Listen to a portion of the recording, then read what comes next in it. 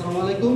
আমরা দ্বিতীয় পর্বে এখন আমরা মেট্রিক পদ্ধতি এবং ব্রিটিশ পদ্ধতির মধ্যে যে সম্পর্কটা আছে এই সম্পর্কটা নিয়ে একটু আলোচনা করব। তার জন্য আমার একটা জিনিস মনে রাখতে হবে, সেটা হচ্ছে 1 ইঞ্চি সমান 2.54 সেন্টিমিটার প্রায়, 1 মিটার সমান 39.37 ইঞ্চি প্রায় এবং 1 মিটার সমান 3.28 ফুট প্রায়। এখন আমরা এই ইঞ্চি মানে এই ব্রিটিশ পদ্ধতি এবং মেট্রিক পদ্ধতি সমন্বয় করে আমরা বিভিন্ন ধরনের হিসাব করি। তো আমি মনে করো একটা স্কুলের জানালা হোক, দরজা হোক, স্কুলের দৈর্ঘ্য হোক, প্রস্থ হোক, সেটা আমি একটা এককে পরিমাপ করে সবগুলো এককে রূপান্তর করব। মনে করো ধরো আমার জানালার দৈর্ঘ্য আমি পেলাম কথা 6 ফুট।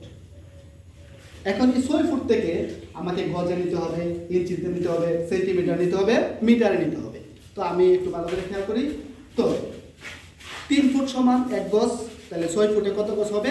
2 গজ। তাহলে আমরা এই ফুটকে কত দ্বারা ভাগ দিব? 3 দ্বারা ভাগ দিব। ফুটকে 3 দ্বারা ভাগ দিলে কি পাবো? গজ। ওকে, এখন আমরা ফুট থেকে কিসে নিব? ইঞ্চি। তো আমরা জানি 1 ফুট সমান 12 ইঞ্চি, তাহলে 6 ফুট সমান কত হবে? 6 গুণ 12,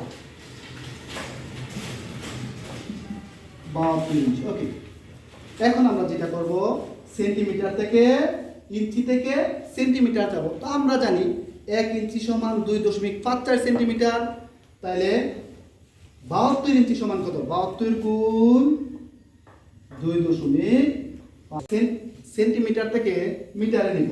তো আমরা কিন্তু ওই যে এখানে একটু খেয়াল করো, সেন্টিমিটার থেকে কই যাব?